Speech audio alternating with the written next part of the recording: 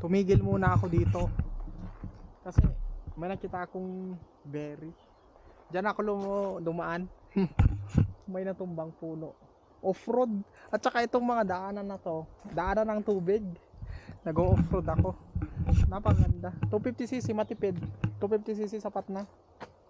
Kahit hindi na 300 at saka 500. Kasi sa off-road hindi ka masyadong makapatakbo. 125cc mga lang, napaka-enjoy na. 250cc. CB500 overpower. Tignan niyo ito. Mga berry. Tumigil ako. Ang asim. Wala pang matamis. Ito. Black.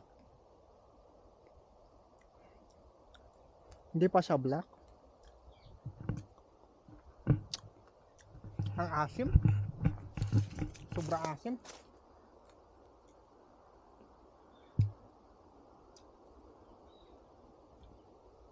Nag-exit ako sa exit 19 San Sebastian de los Reyes, Alcobendas. Tapos yan, sinundan ko yung pinuntahan nila Kuya Joel at saka Kuya Marlon noon. Tapos dire-diretso ko yan. Palabas na dyan ito sa Alcobendas outlet. Ang asim.